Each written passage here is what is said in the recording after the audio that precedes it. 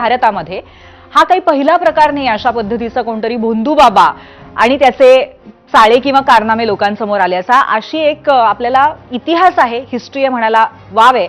बघूया, ग्राफिक्स सेंटरला जाऊया आणि ही एक यादीच बघूया ज्याच्यामध्ये गुन्हेगार भोंदू बाबा आपल्याला दिसतील. आरोप 2002 साली 2 शिष्यांवरील बलात्कार, गुरमीत राम रहीम सिंग हे प्रकरण तुमच्या नक्कीच स्मरणात असेल.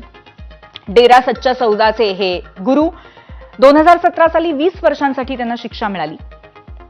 त्याला म्हटलं पाहिजे खरं तर.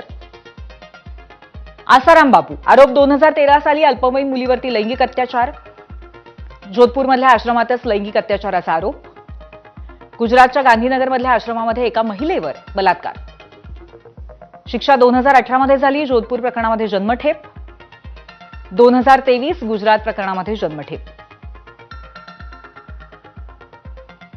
नित्यानंद आरोप 2010 साली अभिनेत्रीसोबत अश्लील व्हिडिओ व्हायरल झाला होता.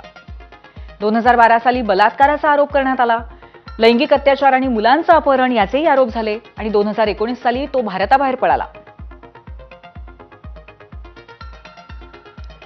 रामपाल आरोप 2008 साली सतलोक आश्रमामध्ये नरबळीचा आरोप या व्यक्तीवरती ठेवण्यात आलेला आहे. 2014 साली रामपालच्या अटकेचे सर्वोच्च न्यायालयाने आदेश दिले. अटकेसाठी गेलेल्या पोलीस आणि अनुयायांमध्ये धुमश्चक्री झाली होती. एक मोठी कहाणी होती खरं तर ही.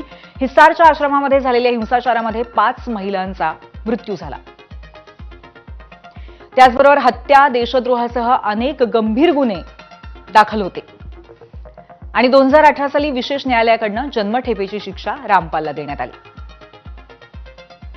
पुढचं नाव आहे संतोष माधवन, स्वामी अमृता चैतन्य. आरोप 2009 साली अल्पवयीन मुलींवरती लैंगिक अत्याचार, चाइल्ड पोर्नोग्राफी, व्हिडिओ बनवणं, आर्थिक फसवणूक. शिक्षा 16 वर्ष तुरुंगवास आणि मार्च 2024 साली त्याचं निधन झालं.